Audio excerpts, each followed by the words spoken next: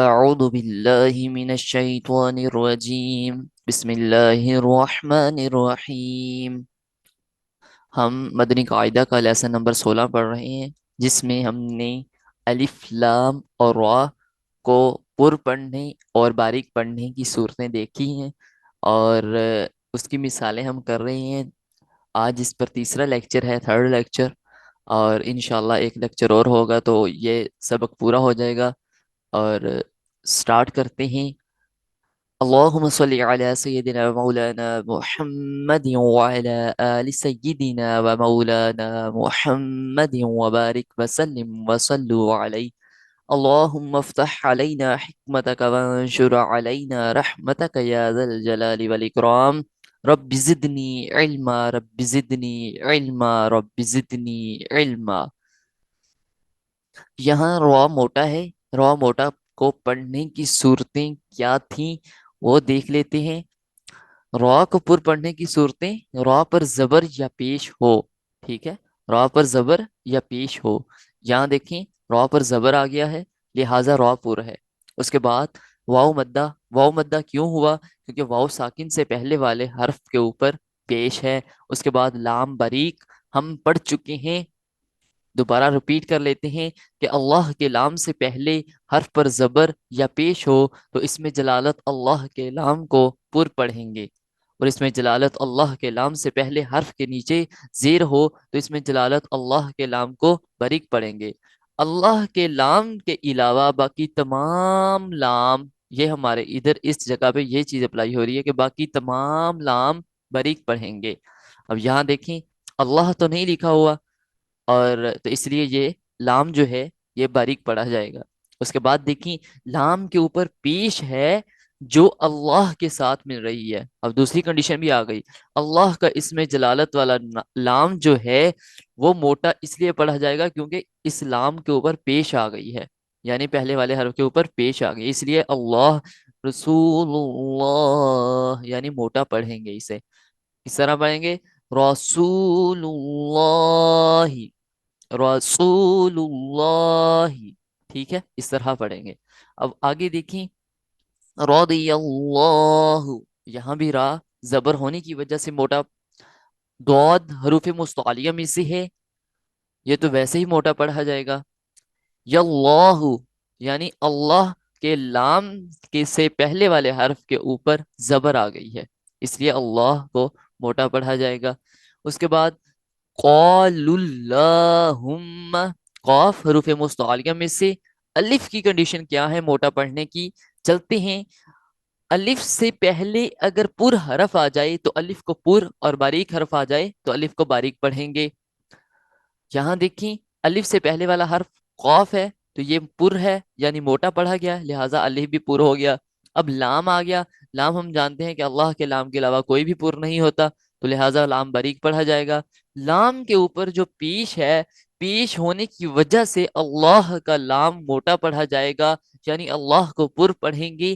قال اللہ، پھر آگے ہے ہم، یہاں غنہ کریں گے کیونکہ ہم نے میم مشدد کا قاعدہ پڑھا تھا کہ میم مشدد جب بھی آ جائے چاہے وہ کہیں بھی لکھا ہوا ہو، یا نون مشدد جب بھی آ جائے چاہے وہ کہیں بھی لکھا ہوا ہو تو وہ پر پڑھا جائے گا، ٹھیک ہے، تو اس لیے اس کو پر نہیں، وہ اس پر غنہ ہوگا، ٹھیک ہے، میم مشدد پر اور نون مشدد پر غنہ ہوگا، لہذا یہاں غنہ کریں گے۔ قال اللہم، قال اللہم، یہاں للہ نہیں پڑھیں گے، اللہم۔ اس کے بعد دیکھیں للہ، یہاں اللہ کی لام سے پہلے والے حرف کے نیچے زیر ہے تو اس لیے اس کو باریک پڑھیں گے، للہ، للہ، یہاں بھی باللہ، یہاں بھی بسم اللہ، بسم اللہ، بسم اللہ، ٹھیک ہے۔ اس کے بعد دیکھیں قاف حروف مستعلیہ میں سے ہے، موٹا پڑھا جائے گا۔ اس کے بعد لام آ گیا، لام اللہ کے لام کے علاوہ لام ہے لہٰذا یہ باریک پڑھا جائے گا، اور یہاں اللہ بھی باریک پڑھا جا رہا ہے کیونکہ اللہ کے لام سے جو چیز مل رہی ہے وہ زیر والی ہے، یعنی اس لام کے نیچے زیر ہے۔ ٹھیک ہے، اس کے بعد ہم، یہاں بھی میم مشدد کا قاعدہ اپلائی ہوگا. اس کو کس طرح پڑھیں گے؟ قُلِ اللہم، قُلِ اللہم. آگے دیکھیں، ما واللہم میں الف باریک پڑھا جائے گا کیونکہ الف سے پہلے والا حرف جو ہے وہ باریک ہے. اسی طرح لام باریک پڑھا جائے گا کیونکہ اللہ کا لام نہیں ہے، لہذا ما واللہم. اس کے بعد دیکھیں الا الذین، لام آ گیا، لام کے اوپر تشدید ہے. ٹھیک ہے، اس کے بعد دیکھیں لام باریک کیوں ہوا؟ کیونکہ لام اللہ کے لام کے علاوہ ہے. اس کے بعد اگلا لام ہے وہ بھی اللہ کے لام کے علاوہ لام ہے. اور اس کے بعد دیکھیں یا مدہ ہو گیا. یا مدہ کیوں ہوا؟ کہ یا ساکن سے پہلے والے حرف کے نیچے زیر ہے. الا الذین، الا الذین. اس کے بعد دیکھیں ان الذین، ان الذین. یہاں نون مشدد کا قاعدہ اپلائی ہو رہا ہے، یعنی نون مشدد پہ ہم نے غنہ کرنا ہی کرنا ہے. ٹھیک ہے، اور اس کی مقدار کتنی ہوگی؟ 2 حرکات کے برابر. ان الذین، ان الذین. اس کے بعد دیکھیں لام باریک ہے. لام باریک کیوں ہوا؟ کیونکہ اللہ کے لام کے علاوہ لام ہے. اور اس کے بعد دیکھیں تو یا مدہ ہے. یا مدہ کیوں ہے؟ کیونکہ یا ساکن سے پہلے والے حرف کے نیچے زیر ہے. اس کو کس طرح پڑھیں گے؟ ان الذین، ان الذین. ٹھیک ہے، اور یہ خیال کریں کہ جب بھی اس طرح کا لام آ جائے، اس طرح کا لام آ جائے جس کے اوپر صرف زبر ہو، تو یہ خیال کرنا ہے کہ اس کو لمبا نہیں کرنا.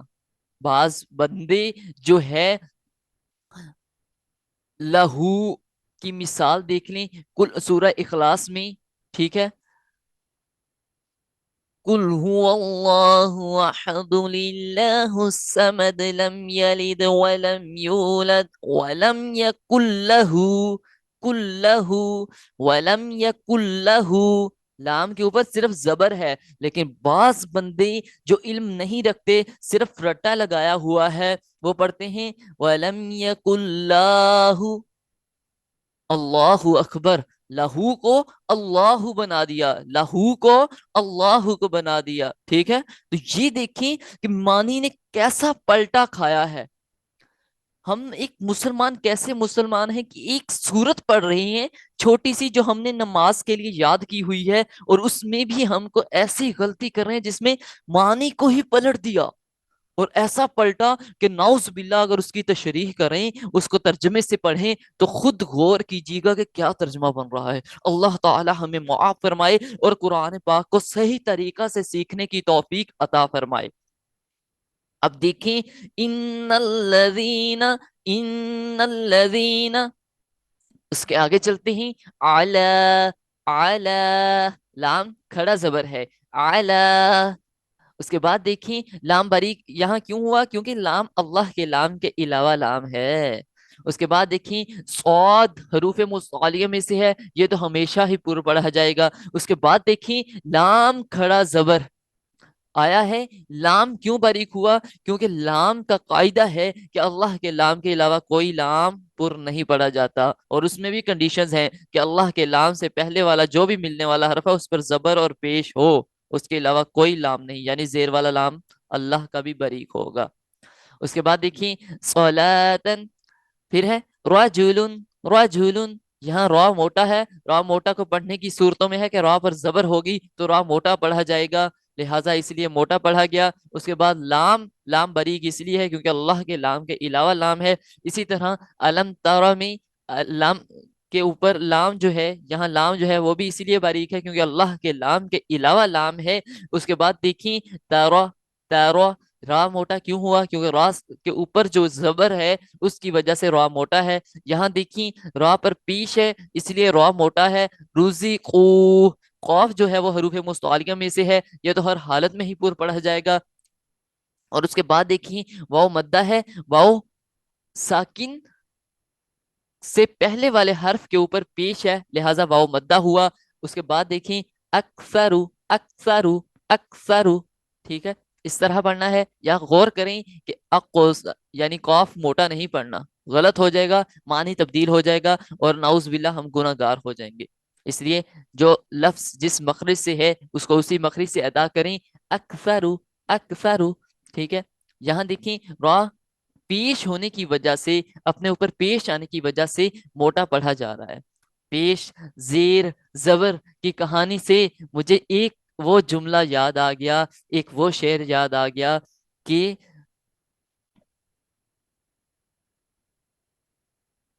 زبر نہ بان، زیر تھی زبر نہ بان، متا تو پیش آوی۔ اللہ اکبر! اس کی تشریح کریں کہ بندہ نیچے نیچے چلتا رہے، نیچے نیچے چلتا رہے، زبر نہ بن یعنی اکڑ نہ ڈال اپنے اندر، تکبر نہ کر، ٹھیک ہے؟ متا پیش آوی، ٹھیک ہے؟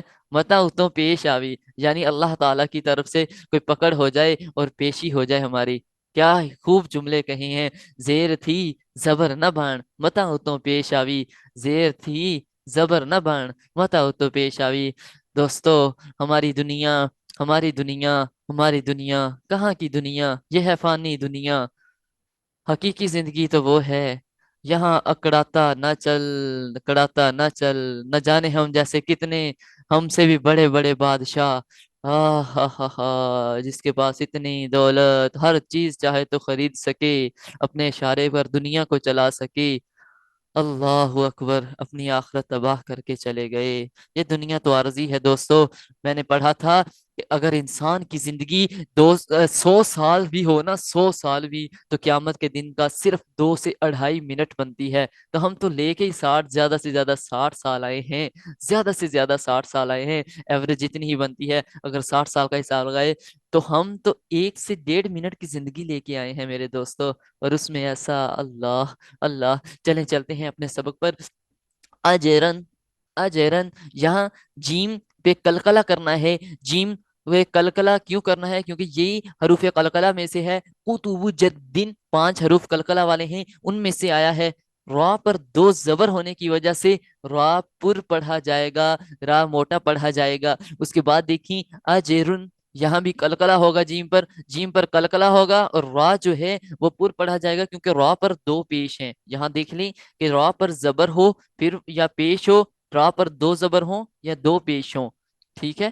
یہ قاعدہ ہے را کو پر پڑھنے کا۔ اس کے بعد دیکھیں ابراہیم، یہاں اب کلکلا کرنا ہے، اب کلکلا کرنا ہے۔ اس کے بعد دیکھیں را کھڑا زبر ہے، را پر کھڑا زبر ہو تو پھر بھی یہ پر ہوتا ہے۔ یہاں دیکھ لیں را پر کھڑا زبر ہو، پر ہو پڑھا جائے گا۔